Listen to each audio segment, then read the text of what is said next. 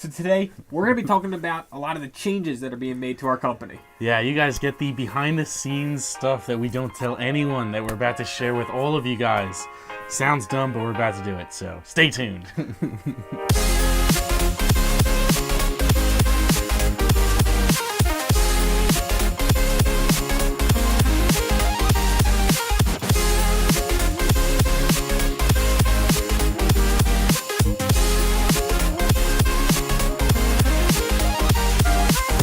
Right off the bat, I'm going to hit you with that you don't know everything. We don't know everything. That's why you find people who are more experienced than you to help you out through your business. Especially people that aren't related to you, that aren't going to hold the punches. You want people to give you the honest perspective. You want people to really tell you how it is, not a pipe dream of how it could be. So we recently had a case where we met with a mentor on score.org. Phenomenal place to check out if you're looking for business advice, mentorship. You can sit down with a person that's been in the field. Yeah. They're retired executives volunteering their time. Some of these people have been in the field for 30, 40 years of experience in business, and it is so valuable to talk to them. And a lot of them, you talk to some people and you think, oh, they're stuck in their ways. These people are up to date. Yep. They know video. They might not know video, the process, but they know how it can be effective. Yep, and they know how to connect with people, and they really know the business side of it that you need to learn if you're going to be a successful business. And they're so helpful, so friendly, and they don't ask for anything in return other than the feedback that you have of them, which is just, it's invaluable. It's an invaluable resource to have. So we recently met with a mentor on score.org, Bob Harris, phenomenal guy, great guy to meet. And he told us everything that we were doing wrong about our business, and he didn't tell us in a way. He just questioned us a lot on what we were doing about our business. And then made suggestions. And made us rethink everything about our business. So invaluable advice from him, invaluable questions from him, because he really made us rethink what we didn't even know we had to rethink, to be honest with you. Oh, we're hotshots. We know what we're doing. Yeah, we totally. Until we sit down with them and we're like, he knows more. Oh, we went into that meeting with such an arrogance about we know our numbers, we know everything about our business, and we came out of that meeting with our tails tucked between our legs. We went to IHOP and we're like, let's sit down and figure this out. Yeah, we totally had a revelation where we just sat with our head between our legs and said, man, we have done a lot wrong. So here's a couple of the things that we learned and Yep. the changes that we're making to our company. Yeah, maybe you guys can find them valuable. So first, after we've rethought it, price, do your numbers, do it on actual math. Don't do it on emotions. Don't do it on what you think you're worth.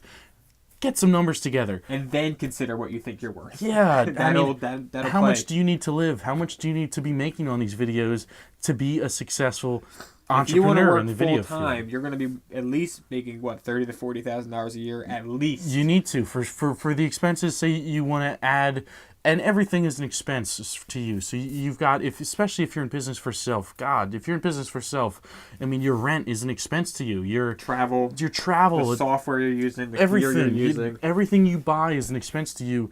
If you're in business for self, so make sure you can make enough money to sustain yourself. It's the only way you're going to be happy as a business owner, and it's really it's a necessary. Basically, sit down and break down everything. Everything. Food included. That's the one thing we were kind of like, no, you're going to eat at some point, right? Yep, you need to. So estimate, check your receipts, check out. If you're living at home right now, check the amount of money that they're spending on food for you. Yeah. And break that down to what your portion is. I'm budgeting at least $200 to $300 a month. At least. And don't do it off of where you are currently. Do it off of where you want to be. So in a year, take a step back and say, all right, in a year, I'm going to move out of my parents' house. So I'm going to start paying my own rent. I'm going to start paying for my own food. There's Netflix if you need it. You definitely need Netflix. But there's a couple things that you really know that you need to start budgeting for, and you need to start today. You can't start tomorrow. You can't start in a month when you get a job. You got to start today and realize that that's an expense that you're going to need to pay for in the near future. That was the part where it wasn't an argument, but almost an argument between me and Tyler was that Definitely. okay, well right now I'm only spending this much, and Tyler's living on his own. Yeah. He knows how much the rent is for him, Yep. but he knows what the rent is going to be in the future as well. I Yep. don't have rent technically. Technically We've not. talked about me paying rent, but it's nothing compared to what actual rent would be because I'm living at home. Yeah, and but it's an expense that we both need to take into account, because in a year the goal is to not live. It's to not live with your parents. It's to move forward.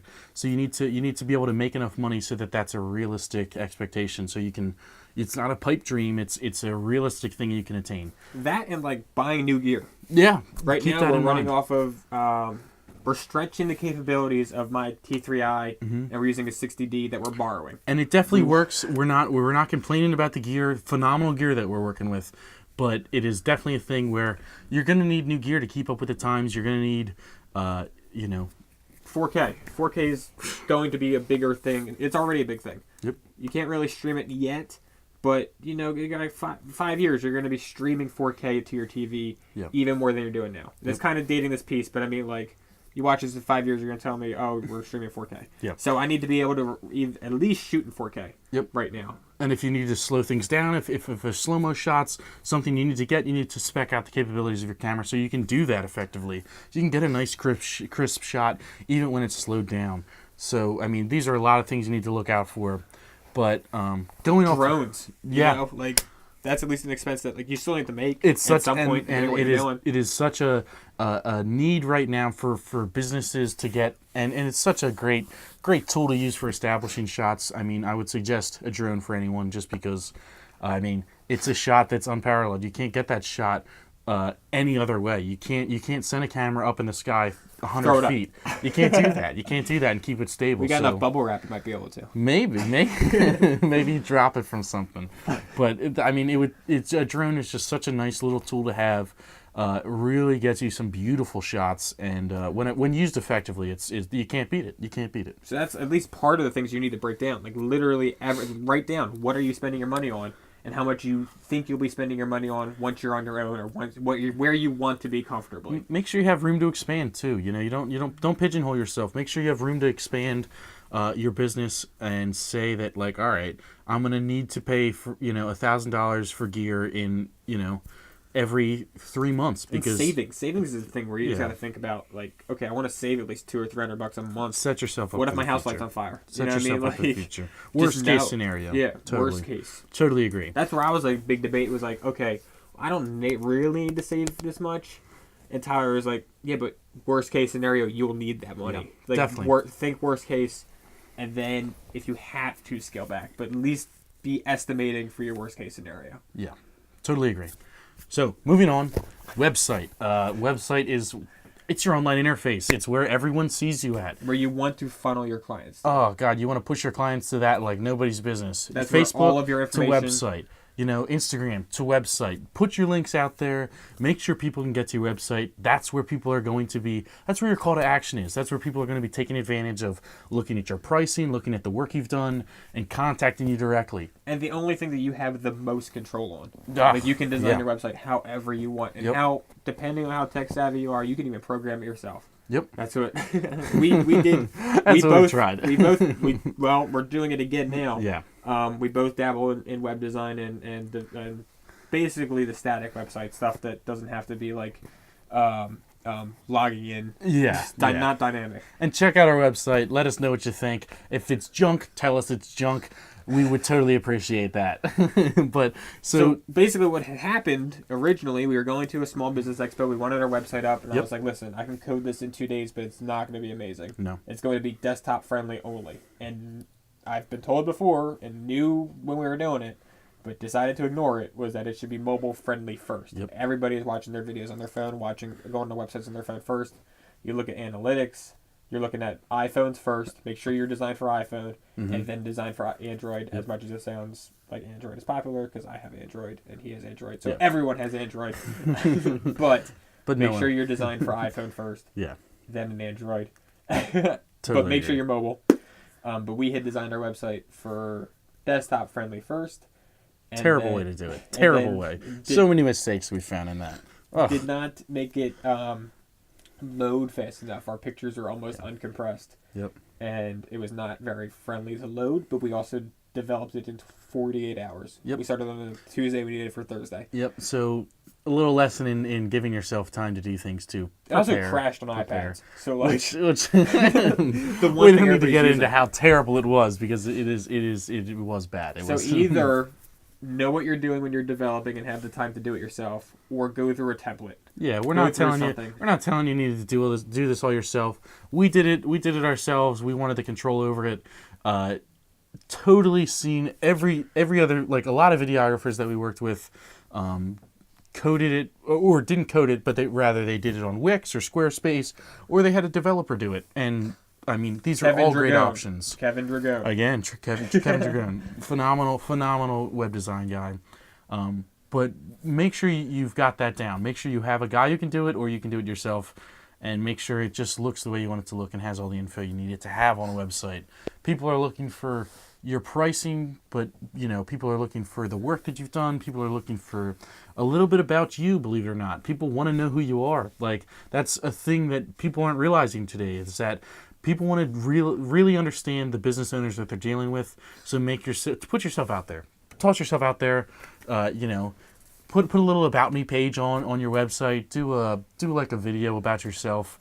It sounds silly, but it's so helpful. People just want to know who they're dealing with before they meet them. Because it's that's how it is. People judge you on your online presence, and you can do a lot about it. You have a lot of control over it. So make sure you are taking that and making an advantage. Yeah, related to that is definitely social media. Mm-hmm. We had a Facebook page. I had set up a LinkedIn, Instagram, Twitter, Tumblr, Google Plus, everything. And then I was like, all right, well, I don't know, do it half of them. We're going to do it on Facebook. I knew Instagram to an extent, so I was posting the Instagram hashtagging the crap out of everything. But we weren't posting very often. And now I found, depending on the post, you can get a lot of engagement. Right hashtags. And we're doing... Drone shots are amazing for SEO. They look great. They look phenomenal. They look cool no matter People what love you do. watching them. You crash them, you're still going to get hits. Yeah. Like, you might even get more views if you crash it. Who knows? there you go. Try to crash your drone. There you go. The great advice from us. But no, seriously, understand your hashtags and posting it to mostly everywhere. Yep. Instagram's great for 1-minute videos. And actually, a lot of our hits are from other companies or other pages that are... like drone dedicated Instagram pages are liking our page, are liking our drone footage. Beer festival heavy pages are liking our beer festival videos. Our visual effects, I had done a logo reveal video where I basically just did a logo in a 3D animation thing and revealed like shots from it throughout the week. And then Friday, I finally revealed showed the whole thing. Our logo in a 3D format. Great little suspenseful piece. Yeah, you're right. Your mom was like... She didn't know what was going on. Very suspenseful. What's happening? I was like, coming. Can you feel it? And it was just our logo. Yeah. But it got engagement. It got people excited to see, okay, what are they doing on Friday? Hashtag the gear you're working with. You're working with a company, DJI. They love to see that. Toss it out there. Brino. They'll like you. Brino time-lapse. Time-lapse cameras. Phenomenal. We had gotten them one day. I set up a picture on a table. I was like, here's everything that just came in a box. It was 2 Brino cameras, some clamps to put them on the ceiling, some Joby arms. And I took a picture and I said, hashtag or at Brino, just playing with our new toys. Can't wait to use them. And guess what? Brino liked it, Okay, here's several things that was cool with them. Not only did they like the picture, but they started following us on Instagram. And I found on my feed, because I was following them, my picture again. And I was like, I didn't share this again. Turns out they had screenshotted our picture and posted it as themselves in a good way, not like just using our picture. Yeah. I mean, like they were like, hey, congratulations at Rival Productions. They're with their new toys. Can't wait to see what they do. And it was super cool. We got like 10, 20 followers from that picture alone. You don't even realize that we're using their You stuff. don't even realize that once a company does that, you share information and say, I'm using this person's gear, this company's gear. They love that. They eat that up. They share it. All their followers, all of their subscribers now can see you, working with their gear. And it's a way to get yourself out there. Phenomenal chance to get yourself out there. Just hashtag it. It doesn't even take a second. Like, just do it. Yeah. But, all right. So let's go to marketing. Marketing, networking events in specific. That's definitely changed for us. Yeah. We spent how much time in a 2-day span where we were literally just going through and like looking up local clients that might pay for what we're doing. And we're like, hey, we're this company based out of Bluebell. We could do a promo for you. We would research the client. We did a fairly good job researching clients. We'd go through, analyze their Instagram, their Facebook, everything, and see what they're doing already and what they could do better. If they already have a decent video, I'm like, they just did that, I don't think they're really gonna be eager. Come on, puppy. We got Mandy dogs. here. We got Mandy here, helping us out with the promo, Little fancy helping us sweater. out with the little vlog here. She looks great. Hi, puppy. Okay. So anyway, Phenomenal. Back to marketing. Networking events. You really want to go out to networking events. Put yourself out there. I mean, it is such a thing that you don't even realize what you're missing out on until you go to a networking event, because you can meet someone who's just like, hey, listen, I'm a district manager for 3 other branches. Yep. We need this kind of thing. and we have run into people like that, and we have run into people that have helped us out at networking events just because we put ourselves out there. So do it. Get out there. Not only are you going to enjoy yourself and have a good time, you're going to meet great people. You're going to meet like everyone that's in your business. If you're going to a specific networking event, you're going to meet people that are doing exactly what you're doing. Guess what? Not a better place than a networking event to share information. Talk to people about what you do, what they do, and really like get the ball rolling and learn while you're there. Keep an open mind every time you're out there.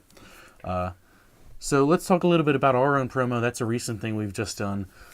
We knew we needed to do it for a long time. We pushed it off because we're just so nervous in front of the camera. We didn't know. Okay, the debate was, are we going to come off cocky? Are we going to come off like, oh, we're amazing? And I hate that. I hate people that are arrogant, and I hate Great. legit. Like, I just No. don't like that. Totally agree. And we thought we were going to come off as pompous, and when it turned out, like, people are asking for a promo, and we don't even have a promo together, and we're telling other people that a promo is going to work for them as a marketing tool, we need to show that it's going to work, and we need to show it with ourselves, and not a better spot to do it than a promotional video for yourself. It's going to be beneficial for you and for your clients, so just do it. So part of Take the time. Yeah, definitely do it. I mean, part of it was definitely what I'm going to say is reverse engineering it, in the sense of like, okay, here's the flow we want the video to be about. We want it to be, this is what we do, here's why we're doing it, and then this is what makes us different than everybody else. Mm-hmm. Well, okay, I could talk about that, but now we're interviewing each other, so we got to come up with the questions, right? So okay, here's the answers we want. Reverse that so I know what question it is. Reverse engineer what the video is going to end up being, because we were super nervous. Yeah. And I mean, this is a thing we've recently been doing that, it definitely works for us. Find your own way to get the story that you want to get. But we needed to sit down. Me and Andrew needed to sit down and really talk about what message that we needed to get to the target audience. That was something that's huge for us recently. Before we even go to do a video, we sit down and say, who's this video for? What do they care about? What do they care about? How are we going to get it across to them? And where are we going to show it to them? Because you need to know those 4 things before you go into a video if you want to connect with your audience. And there's a variety of different ways you can connect with an audience. This is just one of the ways to do it. This is how we found it to be effective for our style. But we went in and learned about our target audience. If we're talking to office remodelers, we need to put ourselves in the mindset of office owners. We need to put ourselves in business owners who are looking for a remodel, and we need to be able to put ourselves in their shoes.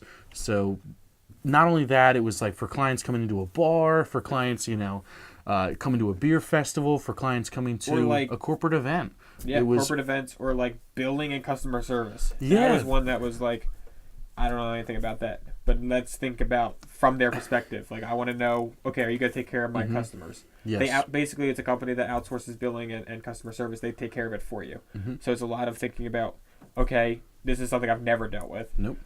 So if I'm going to hire out my customer service, I want to make sure that they're going to take care of them. They're not going to be nasty towards them, or that I want to know what kind of challenges they've had that they've learned to overcome. Things that I've never thought of. No, You know and what I mean? things you would have never had to research. We had to research a lot about a company before we went after their target audience, because a company doesn't tell you exactly what they do up front. They're just not. You need to do research on the company. That was, imperative for a couple companies that we worked with, that we did research on them beforehand to figure out what they are, what they do, and then we can put a promo together for them, because we need to know who they're targeting. So say, for instance, at a beer festival, we had a discussion with a recent client where, there's 2 different target audiences for a beer festival. You've got your clients that are coming in to enjoy the beer festival. The attendees. Those are the attendees, your drinkers. They come to enjoy the time, taste a bunch of different beers, and have a great time with friends. In addition, you've got this whole other group of people that come to beer festivals as vendors. They volunteer their time and their beer and their product and profit. and volunteer to come to a beer festival to get their name out there? Well, they want to know that that beer festival is going to be packed with people and is going to have great coverage. And they want to know things that are different than your attendees want to know. Attendees want to know that you're going to have a great time there. Have a lot of selection. Great Unlimited samples. Unlimited samples. They want to know that you're going to have different things to offer than the vendors, who are interested. Water is a big deal. Water's a huge deal for attendees. They want to be able to stay hydrated. Vendors, they want to know about, are they going to get a good spot? Are they going to have the turnout that they want? Are they going to? Is everyone in a spot where everyone's getting foot traffic, or is there a specific spot that everyone's walking through? Like, these are the things that vendors want to know that attendees don't really care about. So make sure you know who you're targeting. And if you're targeting both, make sure you have enough footage to target both. Get good shots of vendors, get good shots of attendees. Interview both, Interview both. A lot of it's talking to your direct client. Our client would be the organizer of the event. Talk to them about what they want, and then reverse it to be like, okay, you want a video towards your vendors? Okay, here's the things your vendors care about. Yeah. You want a video towards your attendees? This is what your attendees care about. Just reverse it to make sure you're targeting that audience. And we're not telling you we know what vendors and attendees want. We only have a good idea of what vendors want because we talked to them, we asked them. They're people, have a conversation with them. Say like, hey, what are you looking for? What did you come here for? Why are you here at this festival? Ask them these questions. Like before you ask them about, a testimonial that they can give, ask them about what they came here for, why they're here, where they hear about it. Ask them the general questions so you can get a feel for where are people seeing info on your beer festival or your event? Where are people, talking about it? What do people want from it? So, just ask the questions. If you don't know them, because you're not going to know them going in, ask the questions. Absolutely. So that was another Through the Lens with Rival Productions. That's all we have for you on marketing. And the changes to our company. So realistically, we hope this advice helped you. Drop us a line if it did. Send us some feedback. Subscribe to us. Do whatever you need to do. Send us comments, please, because we're just looking for your feedback. And we want to know that this video helped you, so send us a line. Let us know. So enjoy it. Stay tuned for more. There you go.